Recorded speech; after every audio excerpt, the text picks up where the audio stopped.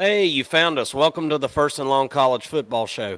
We're going to get to the prediction that you clicked on here in just a second. But first, I want you to hit that like button and hit the subscribe button. And do not forget to leave a comment in the comment section and tell us your prediction for the score of this game.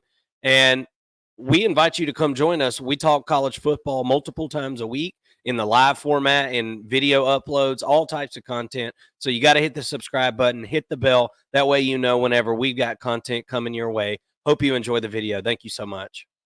3:30 on CBS, the big eye in the sky. Tennessee is a 1-point favorite on the road at Mizzou. Does Tennessee deserve to be a 1-point favorite here, Mason? I don't know. This is basically a pick 'em here. And so essentially, they're saying that they think that Tennessee is a field goal better than Missouri because Missouri is able to play at home on this one, and it's a 3:30 game. Usually, Vegas is given 2.5 points for a home game. So I don't know about this one. So Tennessee has been a really good running attack this year. Missouri is.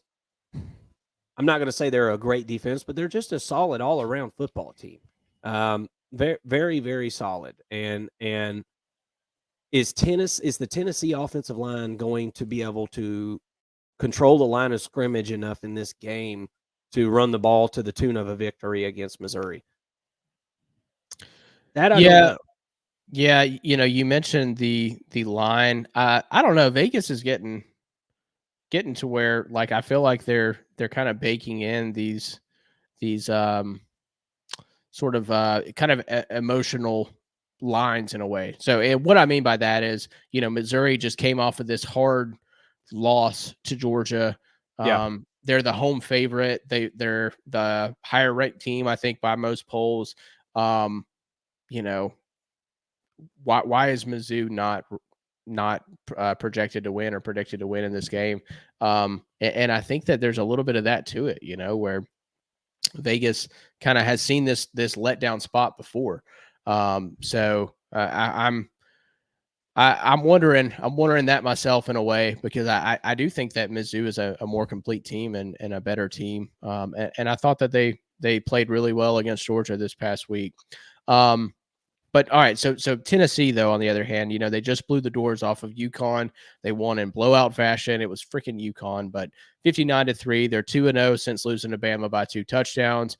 They had a nice bounce back win a couple weeks ago against Kentucky, where they beat them by 6 points. It's a pretty solid Kentucky team that they beat by 6 points. The trend has been pretty positive for Tennessee this season.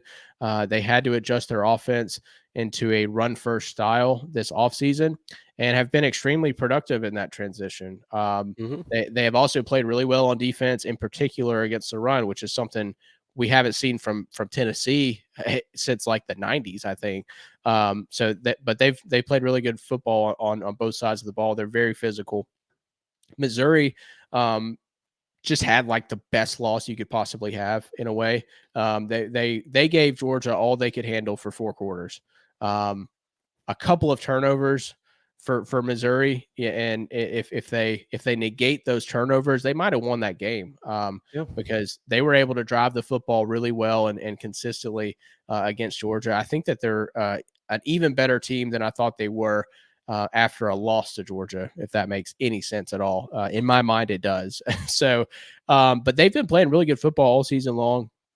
And now the question becomes, can they bounce back from a physical and emotional loss against the Bulldogs and win a tough game at home, and in essence become the second best team in the SEC East? Because that's what this game essentially will decide. Now, I guess if Tennessee wins this game, well, actually, no, Georgia would still need another SEC loss.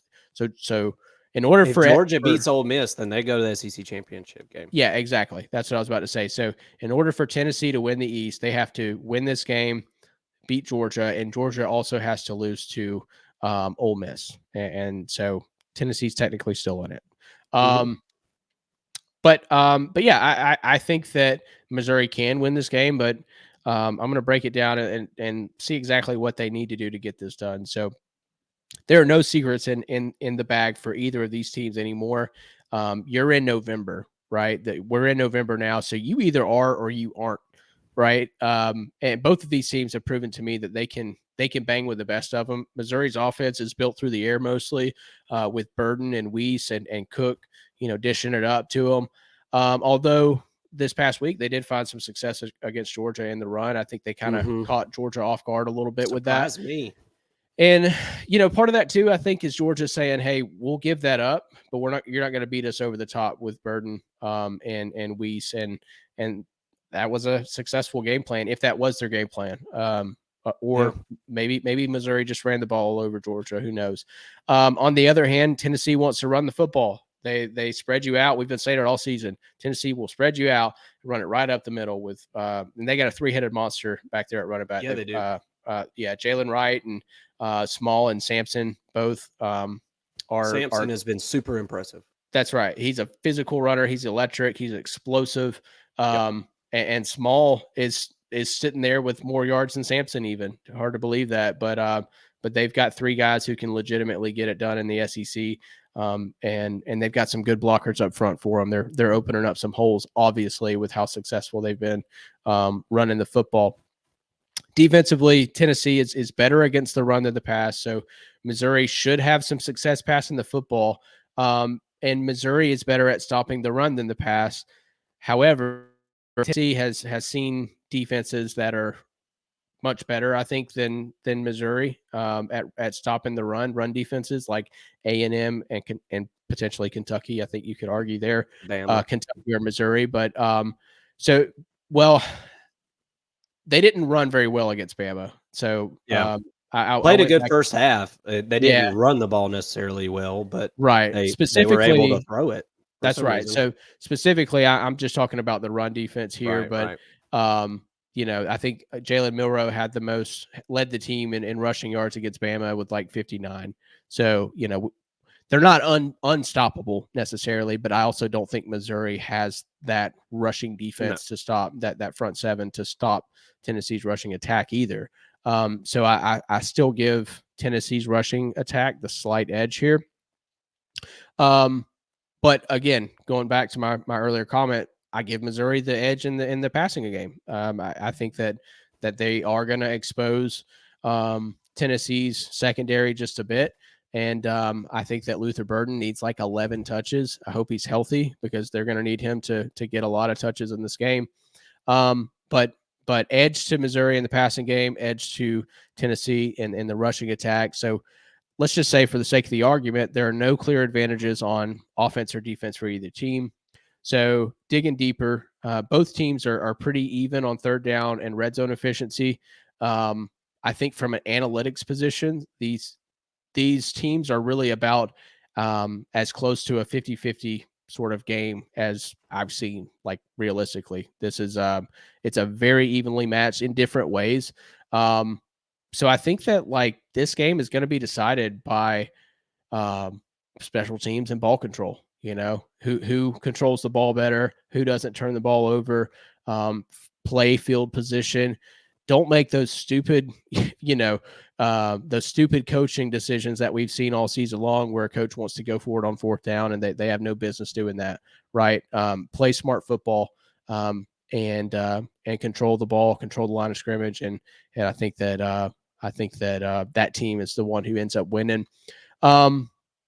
For my prediction, though, I do think that the UGA game took a toll on the Tigers. I wonder if there's just an ounce of quit in the team. They are playing at home, which should help. But I think that UGA game is going to prove to have taken too much of a toll on them, and they may not be as mentally prepared for this game as they should be.